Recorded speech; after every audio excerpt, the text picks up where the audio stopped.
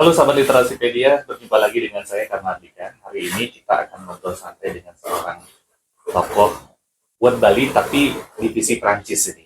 Ini satu sisi yang agak menarik. Jadi kita akan ada bintang tamu kita, narasumber kita yang sudah lama sekali melintang di Bali ya. Dan beliau adalah John Kotu.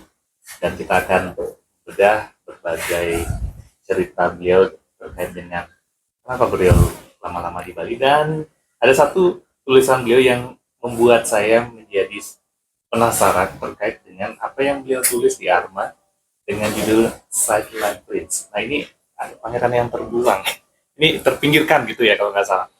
Oke, gimana kabar Pak Joko? Ya, baik-baik ya, kita menikmati hidup ya. Wah, ini kata pengantarnya udah menarik, menikmati hidup. Ya. Kenapa hidup itu harus dinikmati banyak?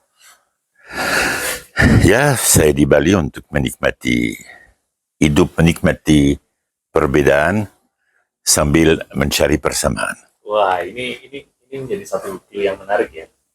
Menikmati perbedaan untuk mencari persamaan. Kita ngomongnya Bhinneka Tunggal Ika, tapi kita aja belum clear ini dengan diri kita sendiri. Mudah-mudahan netizen bisa mengamini apa yang disampaikan oleh Pak Joko tadi. Menikmati perbedaan sambil mencari persamaan. Itu yang mungkin merupakan ciri khas Indonesia, lebih-lebih Bali. Artinya melihat persamaan secara sistematis. Meskipun ada perbedaan. Seperti dulu saya pernah dengar orang Bali bilang bahwa agama semua sama, karena semua berasal dari gunung, dan semua berakhir di laut. Artinya menitik beratkan persamaan dalam sistem keyakinan itu. Berarti ada apa ya, di antara berbagai campuran yang akhirnya muncul itu. Ya. Pak John, saya ingin menggali lebih dalam terkait dengan Pak John ini kan lama sekali di kemudian tadi menikmati perbedaan ya, sampai kemudian melahirkan banyak buku. Kenapa akhirnya memilih menuliskan itu dalam karya buku? Kenapa? Saya sebenarnya adalah putra dari seniman. Ibu saya adalah pelukis. Dan saya biasa hidup di kalangan intelektual Prancis ya, bahkan sebelum datang ke Indonesia. Dan saya sendiri, yang saya katakan tadi, saya mencari di sini dan saya temu itu di sini ya. Meskipun pada awalnya sewaktu saya di Bali, sebelum saya berpikir ya, saya terkesan ya. Artinya yang mata saya, telinga saya, semua ada keindahan di mana-mana ya. Semua ada keindahan di mana-mana. Semua ada keindahan. Tapi saya harus katakan bahwa sekarang lainnya. Sekarang itu lain? Sekarang lainnya. Lalu lintas, pengerusakan lingkungan, pembangunan secara semeraut, itu banyak pengerusakan pada alam Bali. Artinya bukan semua indah seperti dulu itu. Ya ini jadi sekaligus catatan ya kepada publik hari ini bahwa beliau sendiri yang awal mula, kalau boleh tahu berapa tahun sudah di Bali Pak? Ya, pertama kali saya nginjak Bali untuk beberapa hari tahun 72 ya. 72 sampai hari ini? Nah, tahun 77 datang lagi dan mulai bermukim secara serius tahun 80 ke 2024 ini hampir 44 tahun. Ya. Sebuah perjalanan yang Anda belum lahir mungkin. Belum lahir, saya masih dan saya belum tahu nih di mana ini. Nous comme bang masih cari keluarnya ini. Ya, masih cari kamu peta ya. Mau petanya ini. Oke, Pak Jong. Balik lagi ke cerita tadi. Pak Jong kemudian akhirnya hampir 44 tahun di Bali. Ada waktu di mana saya tidak di sini juga. Awalnya terutama ya. Nah, saya menjadi penasaran sekali. Kemudian kami diberikan informasi bahwa Pak Jong sedang menulis, bukan sedang menulis, sudah melahirkan tulisan terkait dengan pangeran yang terpinggirkan, yang kemudian menjadi apa namanya, bagian dari perjalanan Arma. Nah, kenapa buku itu akhirnya menjadi bagian dari proses Pak Jong di Bali dan ada Arma di situ? Karena mungkin Agung Rai ya, di antara orang Ubud adalah di antara 1-2 orang yang memahami pada waktu itu bahwa ada sesuatu yang lebih luas daripada Ubud dan daripada Bali gitu ya. Dia menyadari peran kultural dari dunia asing dan dampak yang mulai terasa pada waktu itu. Dan dia ingin jadi pelaku dari dunia tersebut.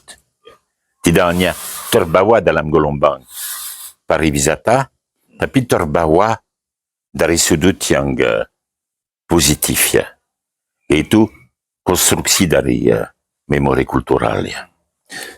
Sedari awal dia terobsesi untuk membuat museum, artinya menyimpan karya-karya yang dirasakan akan menghilang dari peredaran.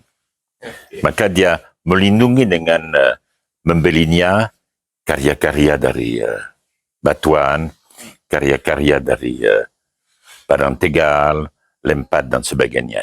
Dan dia meneruskan hal ini sampai sekarang ini, misalnya dengan karya Ketut Budiana dan seniman-seniman yang masih berteknik Bali tapi yang produktif dan kreatif dari sudut rumus teknik Bali. Ya, tapi kenapa akhirnya judulnya menjadi pangeran yang terpinggirkan? Bukan sesuatu yang apa spesifik dalam konteks perlindungan atau apa gitu kan? Ini kan sedikit nakal nih Pak. Ya, saya merasa bahwa dalam sejarah Bali tak sedikit pangeran yang terpinggirkan. Tapi biasanya mereka tetap jadi tani di desa Entamana ya. Tapi Gongrai berhasil dari posisi yang terpinggirkan dengan memahami apa yang terjadi di Pantai Kuta waktu itu ya, berdagang di situ. Dari terpinggirkan dia akhirnya menempati posisi ke depan, terkedepankan katakanlah ya. Berarti dari terpinggirkan kemudian terkedepankan. Wah, ini menjadi menarik sekali. Kalau apa ya? Saya melihat bahasa-bahasa apa namanya, cerita-cerita sejarah masa lalu, ada pangeran yang sengaja dididik keluar istana gitu ya, boleh kita bilang begitu oleh sebelum dia akhirnya kemudian kembali lagi ke pasti jadi bagian dari pertarungan dari sistem waris yang ada di puri-puri dahulu kala ya. Ada pemenang, ada yang kalah ya. Tapi dia berhasil melampaui kondisi awalnya ya, kondisi. Dibilang tidak bicara hanya menang dan kalah, tapi ya tadi tidak punya apa-apa. Sekarang dia termasuk orang yang katakanlah mampu ya, orang terpandang di bukan hanya di Ubud, di Bali dan bahkan di Jakarta juga di secara nasional ya. Ya. Pesan apa yang paling penting di buku itu yang ingin disampaikan kepada publik? Dari sudut jati diri Gongrai ya, yang penting adalah upaya sistematis ya, untuk kembali menjadi orang ya. Kembali menjadi orang. Kembali menjadi orang dengan merangkul kebudayaan ya.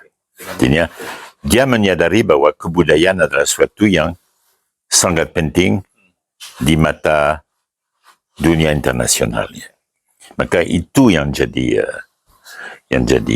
sasarannya ya.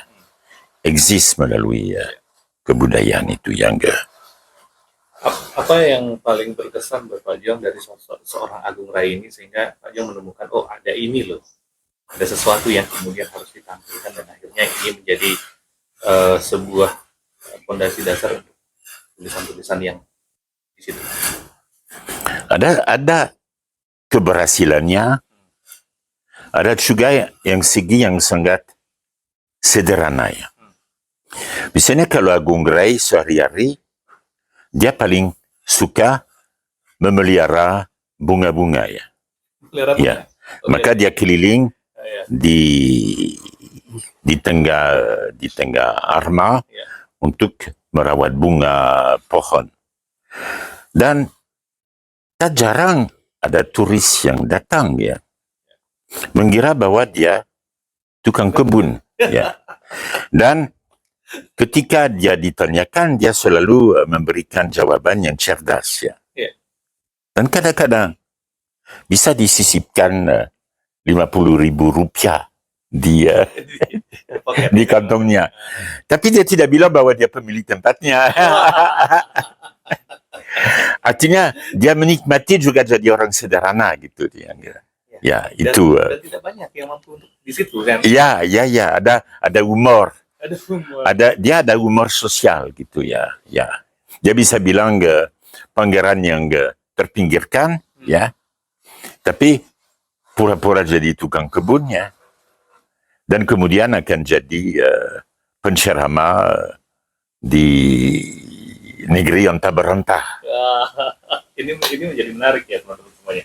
Karena ada sisi yang akhirnya kemudian kita sendiri nggak bayangkan bahwa seorang Agung Rai ini tiba-tiba biasanya kan kalau ngomongin bunga itu yang senang kan biasanya para wanita ya, tiba-tiba senang merawat bunga. Jangan suka merawat bunga juga. Tidak ada waktu ya. Tidak ada waktu. Ya. Tapi mungkin bunga yang lain lah. Ya, saya berharap bahwa ada bunga yang terlahir di ujung pena saya gitu. Wah, ya. Ini harus sedikit sombong gitu ya. Bener juga, karena kan konotasi bunga kita ini kan akhirnya ternyata dari tulisan ini, kemudian dari judulnya juga. Yeah. Itu akan menjadi bunganya Arma dan akhirnya memberikan. Daripada melahirkan sampah, lebih baik melahirkan bunga itu. Ini kritikan Pak Jong ini banyak juga ya. Padahal kalau kita lihat teman-teman hari ini mulai dari tata kelola, kemudian traffic ya, sampai sampah. Catatan yang paling penting Pak Jong, yang menurut Pak Jong, artinya kemudian kan ini ada nilai yang dilahirkan dari Arma dan seorang Agung Rai, bukan hanya bagi orang Bali, tapi bagi dunia. Kalau bagi dunia, dan itu kita dapat memang salah satu contoh di Arma ya. Yang paling penting ialah kalau keseimbangan antara alam dan manusia, orang Bali akan tambah dengan Tuhan juga ya, bisa terlestarikan ya. Dan tempat Agung Rai ya, Arma adalah salah satu tempat yang paling cantik se-Bali ya. Tapi sayang, seperti saya katakan tadi ya, di Bali Selatan banyak sekali tempat-tempat yang dibiarkan menjadi rusak ya. Apakah langsung oleh investor atau bahkan kadang-kadang oleh orang Bali sendiri. Ini catatan yang menarik sekali karena apa yang saya lihat perubahan dramatis selama ini di Bali ini kan konstruksinya bukan hanya terjadi 1-2 hari tentunya. Pasti ada sebab yang kemudian ini berasal juga dari sekian tahun, sekian dekade, bahkan mungkin sekian tahun yang lalu mungkin saja. Kalau Pak Jan melihat dinamika itu sampai kemudian apa yang terjadi hari ini, mampu nggak? Artinya pada awal tahun 80-an ya, kaidah arsitektur modern dibuat dan bahkan dipakai untuk membangun Renon dan sejumlah hotel di Nusa Dua ya. Bisa kita kritik terhadap arsitektur tersebut, tetapi paling sedikit erat kaitannya dengan arsitektur Bali ya. Sekarang ini ya semrawut di seluruh wilayah perkotaan. Hampir seluruhnya. Ya. Nah, balik lagi, kalau kemudian kita mengatakan bahwa Arma ini akan menjadi sebuah etalase dari proses pergerakan bagaimana membedah apa yang terjadi di Bali selama ini. apa yang akan menjadi menarik ketika Arma ini bisa menjadi hulu dari bagaimana kita membaca peradaban? Maaf, saya tidak setuju dengan istilah etalase ya. Etalase kita melihat. Ya. Memang ada unsur museumnya. Ya. Bila kita ingin mempelajari evolusi seni rupa di Bali ya. Kita dapat sebagian besar dari seni rupa Bali dan di Bali di situ. Baik seni rupa Bali maupun seni rupa sebagaimana dibuat oleh orang asing dan orang Jakarta ya. Tapi terdapat juga kegiatan yang bukan sekedar untuk di etalase ya.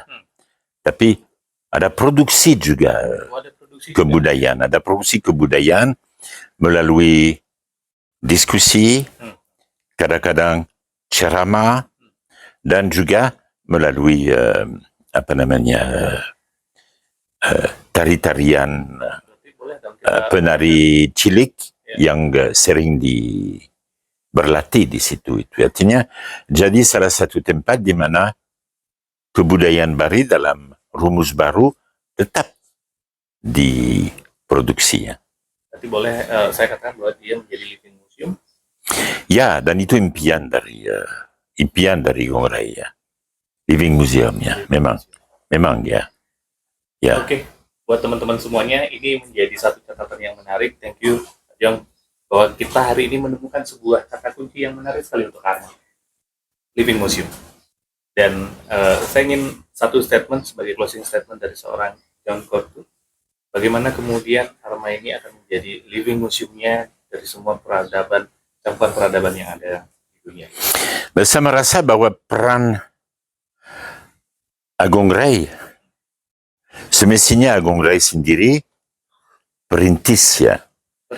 Dan saya berharap agar generasi muda ya, banyak yang terinspirasi oleh apa yang dilakukan oleh beliau ya.